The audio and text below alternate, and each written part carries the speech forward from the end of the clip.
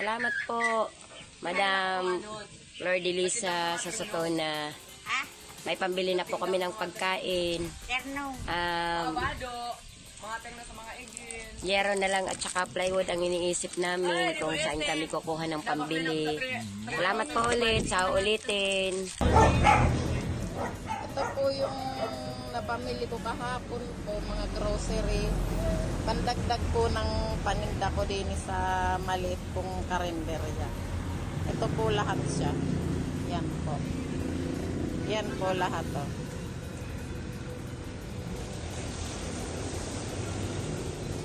Yan po. Ito yung kanilang Mga Paninda. biscuit po at itinagdag soft na agad na drink. puhunan. Oo. Ito po ang asawa ko. Parang ganun. Yan Zoom po ang in na. aking Sa ilong na nakatutok. kantin na maliit. Nakakatuwa kasi ang dami Yan ng po paninda. sir ang kabuuhan ng Ang aking ganda. tindahan. Ito po. Yan po. Yan po ang asawa ko, nakain na. Itong tilapia. Sir, ito po yung binili kong tilapia. Pantinda ko po bukas.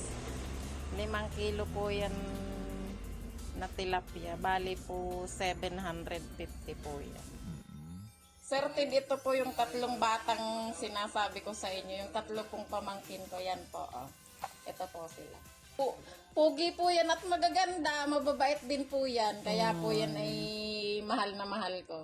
Oo. Yan po silang 3. Ito po yung tirahan nila. Oo. Ito po yung tinitirhan nilang bahay. Nangungupahan po sila dito. Ito po.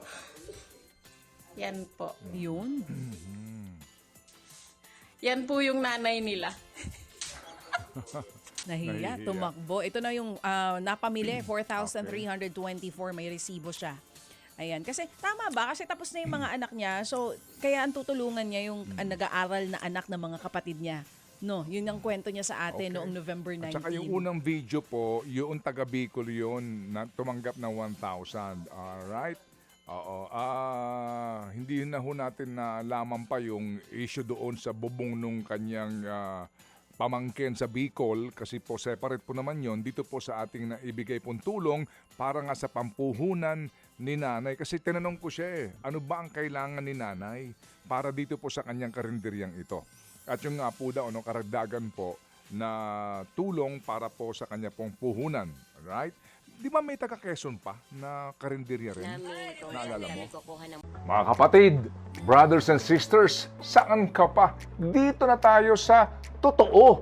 Dito na tayo sa True FM. Mga kapatid, mag-subscribe and follow po kayo sa social media accounts ng True Network PH. Yan po kami. Hanapin nyo lang True Network PH, Facebook, Instagram, YouTube, TikTok, and podcast. Mapa Apple or Spotify man yan, mahahanap nyo kami. Lahat ng mga napapanood at napapakinggan nyo po sa programa, nasa social media accounts namin yan. So, paano mga kapatid? See you sa social media!